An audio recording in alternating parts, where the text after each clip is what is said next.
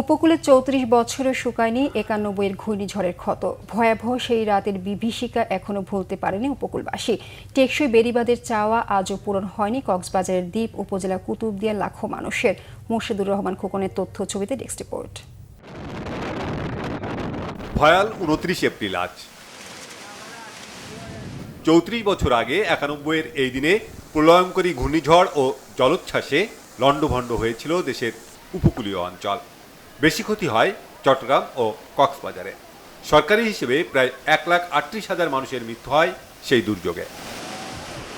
দুঃসহ স্মৃতি এখনো তাড়িয়ে বেড়ায় উপকূলের হতভাগ্যদের। অরক্ষিত বেড়িবাঁধের পাশে ঝুঁকিপূর্ণ বসবাস দ্বীপ উপজেলা কুতুবদিয়ার মানুষের। দীর্ঘদিনেও পূরণ হয়নি টেকসই বেড়িবাঁধের আকুতি। এখনো তাদের স্লোগান ত্রাণ নয়, চাই টেকসই বেড়িবাঁধ।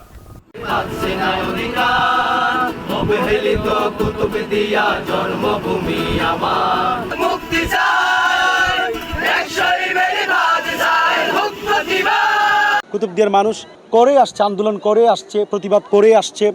তারপর বিভিন্ন নেতারা আমাদেরকে প্রতিশ্রুতি দিয়েছে, কিন্তু কোনো কাজ হয়নি। সবাই ফাঁকাফাঁকি ফাঁকা মাটি গুল দিতে চেয়েছে, কেউ কিছু করতে পারে না। আমরা আজকে এখানে প্রতিবাদ করতেছি এই বেড়িবাঁধের জন্য। আমরা চাই আমরা সুন্দরভাবে আমাদের বসতভিটায় আমরা বসবাস করতে চাই। প্রতি বছর ভাঙি, প্রতি বছর ভাঙি যায় বাঁধি, প্রতি বছর ভাঙি সাগরে ভাঙি দিই। ঘর বাঁধিবের টাকা নাই, মানে যাইবার আমাদের কোনো ফোন নাই। আমরা একদম কি ভূমিহীন মানুষ। আমরা কয়েকবার মানে কি বলতেছি, কেউ আমাদের কথা শুনে নাই। ইউনো সাহেবকে গেছিলাম, কেউ কথা শুনে নাই। কেন? আমরা এদেশের নাগরিক না? এদেশের অধিকার না? বর্ষার আগেই বিধ্বস্ত ও ঝুঁকিপূর্ণ বাঁধ মেরামতের জন্য পানি উন্নয়ন বোর্ড সহ ঊর্ধ্বতন মহলের কাছে চিঠি দিয়েছে উপজেলা প্রশাসন। এলাকার কিছু বিশেষ করে 3টা স্পটে আমাদের ঝুঁকিপূর্ণ আছে। আলী আকবর ডিল, কবি জসিমউদ্দিনের ওখানে একটা স্পট আছে, আর একটা হচ্ছে আপনার তাবালের নামক একটা স্পট, আর উত্তর দুর্গে একটা স্পট। এই জায়গাগুলো আমি লোকাল স্থানীয় প্রশাসন হিসেবে এখানে পানি উন্নয়নের সাথে যোগাযোগ হয়েছে আমার সাথে। ওনারা কথা দিয়েছে খুব অতি শীঘ্রই এটা তারা মেরামত করার জন্য তাদের ওয়ার্ক অর্ডার হবে আর কি।